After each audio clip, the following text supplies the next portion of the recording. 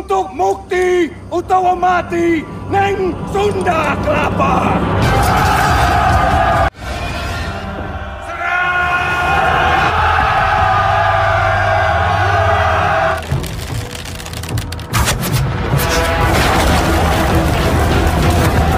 Sejak Senopati mengangkat Mas Jolang menjadi raja kedua, Mataram dengan gelar Hanyokrowati, Mataram mengalami prahara berkepanjangan daerah timur dan pesisir utara Pulau Jawa mulai memberontak, yang didukung oleh para pangeran yang tak puas atas pengangkatan Mas Jolang menjadi penguasa Mataram, untuk mengemban amanah pendiri Mataram dan menjaga warisan ilmu agama dari Kanjeng Sunan Kalijogo, dan Mas Jolang mengirimkan putranya ke sebuah tempat untuk dididik menjadi penerusnya. Tapi sayangnya putra tersebut bukanlah seorang putra mahkota. Cerita dimulai saat pemuda yang sedang bertarung dikelilingi banyak orang. Pemuda tersebut diketahui bernama Rangsang yang sedang latihan adu tanding. Melawan sahabatnya Kelono, Rangsang merasa tak puas atas kemenangannya. Dia menganggap Kelono selalu mengalah saat melawannya. Rangsang kemudian meminta pada gurunya yang bernama Ki Jejer, lawan yang seimbang. Tiba-tiba seorang wanita bertopeng menendang Rangsang dari belakang. Mereka berdua kemudian bertarung namun, Rangsang kalah telak dengan wanita bertopeng itu. Ki, saya minta lawan yang seimbang.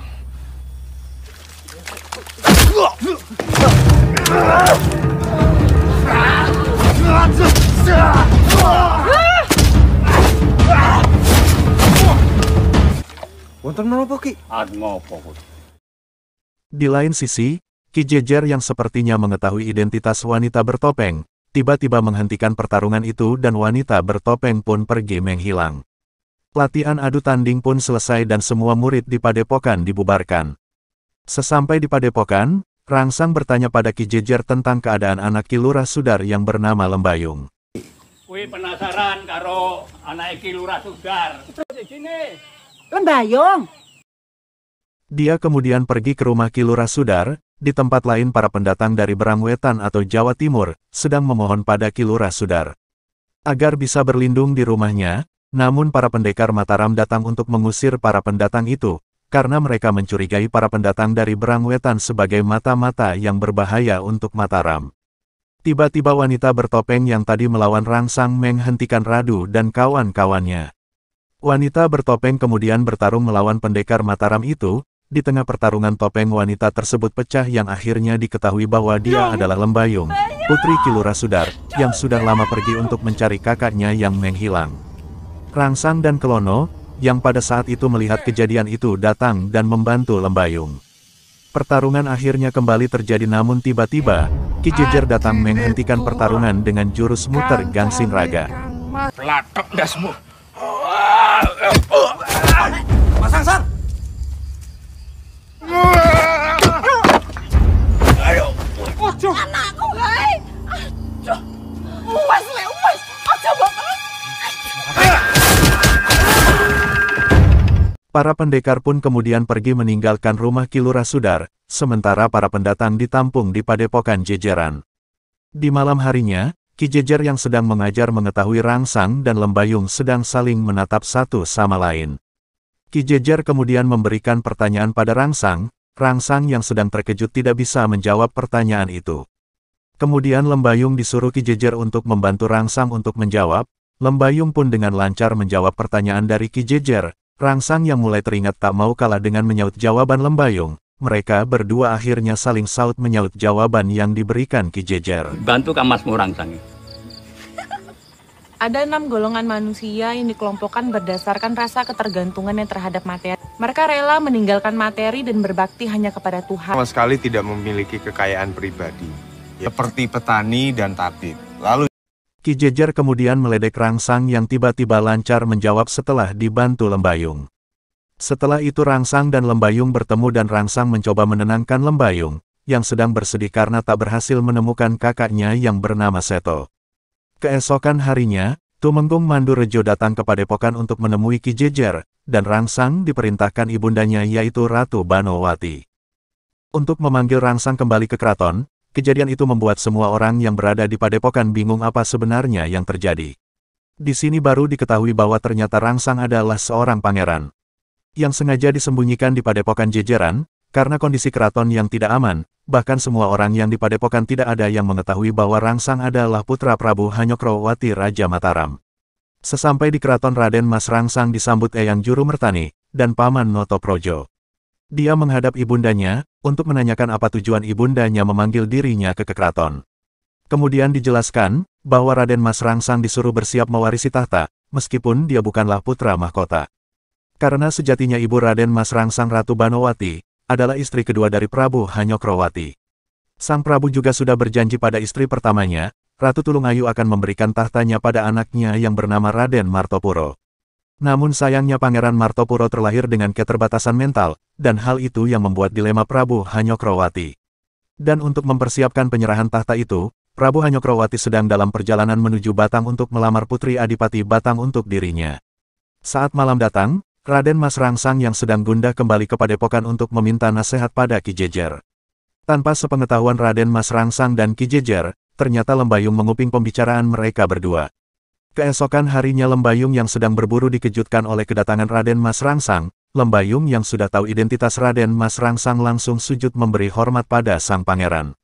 Lembayung kemudian berjanji tidak akan membocorkan rahasia Raden Mas Rangsang setelah kejadian tersebut. Hubungan Raden Mas Rangsang dan Lembayung semakin dekat, dan pada akhirnya mereka berdua saling mencintai. Sampai suatu ketika saat mereka sedang bersama, datang utusan dari keraton ke padepokan membawa berita duka, bahwa ayah Raden Mas Rangsang yaitu Prabu Hanyokrowati Raja Mataram telah meninggal dunia. Mendengar kenyataan itu bahwa ayahnya telah tiada, Raden Mas Rangsang sangat terpukul. Dia kemudian bergegas menuju keraton, sementara Lembayung yang berusaha mengejar Raden Mas Rangsang tidak berhasil. Sini berpindah di keraton Mataram yang berduka, Raden Mas Rangsang yang baru hadir hanya bisa menangis di pelukan ibunya. Sementara di tempat lain, para pangeran sedang berdiskusi untuk menentukan penerus Prabu Hanyokrowati. Mereka khawatir kematian Prabu Hanyokrowati akan membahayakan keamanan Mataram. Salah satu dari mereka mengusulkan untuk segera menobatkan Pangeran Martopuro sebagai raja. Namun dengan keterbatasan yang dimiliki Pangeran Martopuro, mereka semua menyaksikan masa depan kerajaan Mataram. Eyang Mertani kemudian menemui Pangeran Rangsang untuk menanyakan kesiapannya menjadi raja untuk menggantikan Prabu Hanyokrowati. Namun Pangeran Rangsang masih ragu, dan belum bisa menjawab pertanyaan dari Eyang. Pangeran Rangsang kemudian mendengar pembicaraan Eyang Mertani dengan Ratu Tulungayu, yang sedang membahas kematian Prabu Hanyokrowati. Ternyata itu semua adalah ulah dari Ratu Tulungayu, yang memerintahkan seorang berbuat jahat pada Prabu Hanyokrowati saat sedang berburu. Mengetahui fakta tersebut, Pangeran Rangsang terkejut. Yang harus saya tanyakan kepada Gusti Ayu. Ayu kenal orang itu pasti. Dialah yang bertanggung jawab atas wafatnya Suwargi Panembahan. Nyuwun pangapunten Gusti. Kula kepaksaken. Lalu ia pergi menemui Ki Jejer di padepokan untuk meminta nasihatnya. Di sana, pangeran sudah ditunggu Ki Jejer yang kemudian memberi surat dari Sunan Kalijogo. Dalam surat tersebut Sunan Kalijogo berpesan bahwa kelak akan lahir seorang pemimpin yang berhati Brahmana, yang bisa menyatukan Nusantara dan raja-raja, dan untuk membebaskan cengkraman dari para kuca-kuca itu. Orang itu yang akan mengawali kejayaan Mataram, orang itu adalah kamu Pangeran Rangsang. Serat ini ditulis langsung oleh Kanjeng Sunan Kalijogo. Bumi Nusantara akan terpecah menjadi kerajaan kecil, dan bersamaan itu datanglah golongan yang paling rendah, yang hidupnya cuma serakah merampas hak orang lain. Kelak akan lahir seorang pemimpin yang berhati Brahmana. Orang itu adalah Susuhunan Agung. Adalah kamu. Ki Jejer, serta para santri siap membantu dan berada di belakang Pangeran Rangsang saat nanti menjadi raja. Setelah itu, Pangeran Rangsang pergi menemui Lembayung, untuk mengajak Lembayung pergi ke keraton untuk menjadi permaisurinya. Namun karena perbedaan kasta antara keduanya mereka dan tidak bisa bersatu. Keesokan harinya, sesuai dengan wasiat Prabu Hanyokrowati, Pangeran Rangsang dinobatkan menjadi raja. Yang bergelar, Susuhunan Agung Hanyokrokusumo. Dalam wasiat itu juga diperintahkan agar Pangeran mempersunting putri Adipati Batang, yang nantinya akan menjadi permaisurinya bergelar menjadi Kanjeng Ratu Kencana. Seiring berjalannya waktu, setelah kejatuhan Majapahit, Mataram sudah berhasil menguasai sebagian besar Pulau Jawa. Pada suatu hari, datang VOC ke istana untuk meminta izin, untuk berdagang di daerah kekuasaan Prabu Hanyokrokusumo. Sang Prabu yang tak percaya dengan akal licik VOC, beliau meminta pajak sebesar 60% kepada VOC, dan meminta pistol mereka untuk ditiru oleh para cantrik. Saya akan mengenakan pajak sebesar 60%. Tuan sudah tidak membutuhkan benda ini lagi. Aku perintahkan Temenggung Mandurejo dan Adipati Tegal untuk mengirimkan surat saya kepada pimpinan mereka. Dengan uang mereka dan senjata ini, Kakang Singoranu, tolong kerahkan para cantri untuk membuat benda ini. Dan kemudian memerintahkan Kolono untuk menjadi mata-mata di daerah Brangkulon, sesuai dengan perintah raja. Pati Singoranu bersama para santri membuat pistol dan senapan dalam jumlah yang banyak, sementara Kolono, yang bertugas sebagai mata-mata, bertemu dengan Untari, seorang pembantu yang bertugas melayani para kompeni, yang dipimpin Petersen. Lalu Petersen menolak kesepakatan dengan Prabu Hanyokrokusumo. Dia percaya diri dengan kekuatan kompeni apalagi Jayakarta yang mempunyai kapal-kapal besar. Dan mereka berhasil menghadang kapal dagang Jawa di Selat Sunda. Pada suatu hari, tanpa sengaja Kolono bertemu Seto kakak Lembayung di Batavia. Sementara itu Tumenggung Mandurejo terluka parah, sepulang mengantarkan surat dari Sunda Kelapa. Mereka yakin ini perbuatan orang-orang lokal yang diperbudak kompeni. Kejadian itu yang membuat Prabu Hanyokrokusumo berniat menyerang Batavia terdahulu, namun Tumenggung Notoprojo tidak sependapat dengan sang Prabu. Menurutnya menyerang kompeni butuh kehati-hatian tinggi, berkaca dari pasukan Inggris Raya, yang punya armada saja bisa takluk pada kompeni. Namun sang Prabu, tetap dengan keputusannya untuk menyerang, bahkan dia sendiri yang akan memimpin pasukannya di Batavia. Keesokan harinya, pihak kerajaan Mataram mengumpulkan semua laki-laki, untuk wajib militer, dan ikut berperang ke Batavia. Kehati-hatian yang terbaik adalah menghancurkan mereka terlebih dahulu sebelum kita dihancurkan. Aku sendiri yang akan memimpin rakyatku di Sunda Kelapa. Poro nem-neman sing isih pideksa ram ngluruk teng Batavia. Sementara itu Tumenggung Notoprojo, yang sudah mengetahui informasi dari Kelono tentang situasi Batavia, dia menganggap penyerangan ke Batavia akan sia-sia, dan hanya akan mengorbankan banyak nyawa rakyat Mataram. Oleh karena itu, ia dan komplotannya berencana menggagalkan rencana penyerangan ke Batavia. Namun Tumenggung Notoprojo ditangkap dan dikep pengkhianat oleh Mataram, dan dihukum mati. Kelono yang saat itu sudah kembali dari tugasnya, memohon untuk menggantikan hukuman yang diterima pamannya Tumenggung Notoprojo. Sang Prabu kemudian memberi Tumenggung Notoprojo kesempatan, dengan syarat dia harus berada di garis terdepan dalam peperangan di Batavia, sampai dia mati. Bawa dia pergi! Aku beri satu kesempatan untuk pamanmu. Kamu harus ikut ke Batavia bersama seluruh Syahidin Mataram, hingga mati. Keesokan harinya, Kelono menemui Lembayung untuk memberitahu bahwa kakaknya masih hidup di Batavia. Singkat cerita, saat hari penyerangan pun tiba, sang raja mengobarkan semangat prajuritnya, Mukti utawa mati di Sunda Kelapa. Untuk mukti utawa mati neng Sunda Kelapa. Di malam sebelum penyerangan Lembayung bertemu dengan Prabu Hanyokrowati, untuk pamit mencari kakaknya ke Batavia. Keesokan harinya, gejolak peperangan pun dimulai. Lembayung yang melihat kakaknya menjadi tidak fokus sehingga dia tertembak.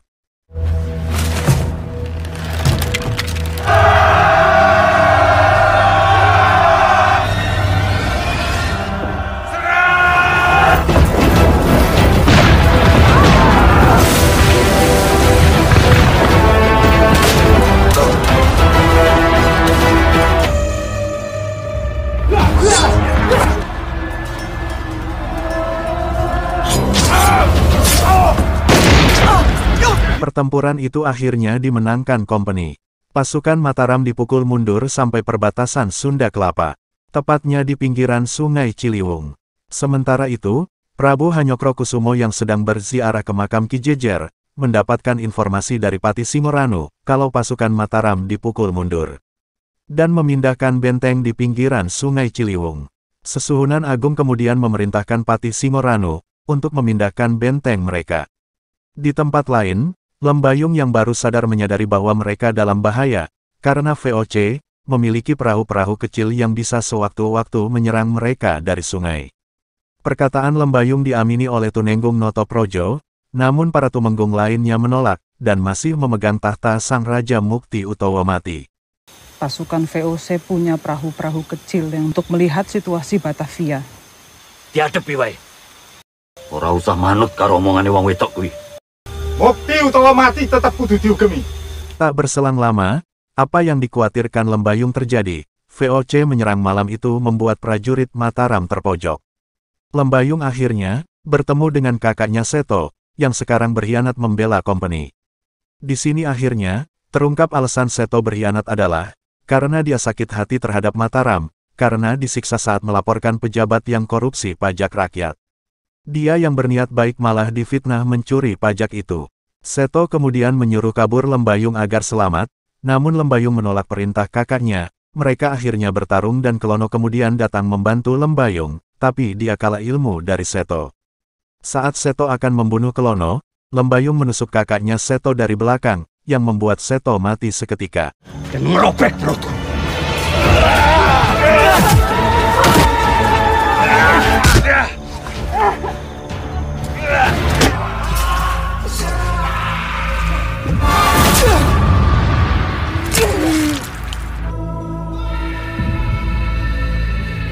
Keesokan harinya para prajurit hanya bisa meratapi nasibnya, banyak korban yang berjatuhan dari pihak Mataram.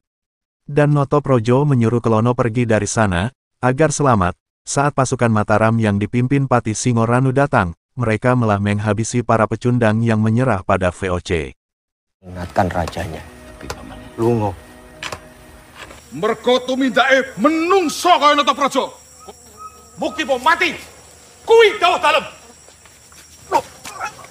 Rampungi. Termasuk Notoprojo, kemudian datang Lembayung yang menjelaskan, jika Notoprojo sebenarnya sudah menyuruh untuk mundur dulu, namun para pangeran menolaknya. Pati Singoranu yang mengenal Lembayung percaya perkataan Lembayung, dan siap bertanggung jawab. Setelah kejadian itu, Pati Singoranu dan yang lain menunggu titah raja untuk membalas kekalahan. Sementara Lembayung pergi menemui sang raja, di tempat lain, Kolono yang mengetahui kematian pamannya Notoprojo. Merasa sakit hati pada Mataram, di kerajaan Lembayung memohon pada raja untuk menghentikan peperangan ini. Namun sang raja tetap pada pendiriannya, dia kemudian berkata, bahwa peperangan ini untuk menunjukkan pada dunia bahwa kita bukanlah bangsa yang lemah.